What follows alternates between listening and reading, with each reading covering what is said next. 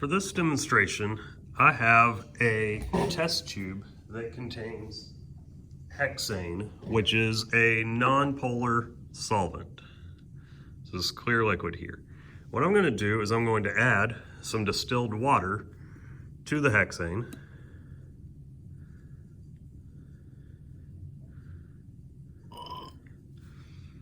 And what you will be able to notice is that the water has now sunk to the bottom, and we now have two distinct layers, one with hexane, one with water.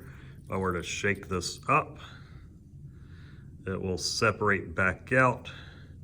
You can see clearly there is a boundary layer, water on the bottom, hexane on the top. I'm now going to take a single crystal of solid iodine, and I'm going to place it in the bottom of this. I'm going to drop it into this test tube and we'll see what happens here.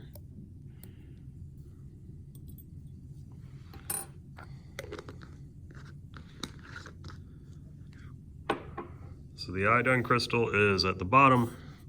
I'm going to seal this up and I'm going to shake the test tube, and I want you to kind of think about what's going to happen when I do this.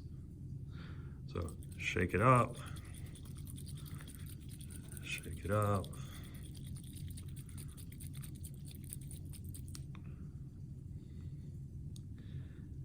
And now you should notice that the hexane layer has turned purple, which is the color of the iodine. The iodine has dissolved in the hexane.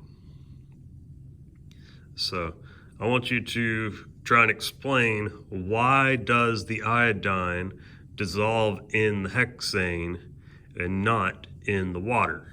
So you're going to need to try and explain this on the basis of atomic structure and intermolecular forces. Why the iodine dissolves in the hexane, it does not dissolve in the water. So that's the first part of what you're going to try to explain. Next, I'm going to take some potassium iodide. I'm going to take a very small amount of potassium iodide, and I'm going to add it to this test tube. And that will allow the formation of the triiodide ion, the I3- ion, because the iodide, the I- from potassium, reacts with the iodine to form I3-. Let's think what might happen then.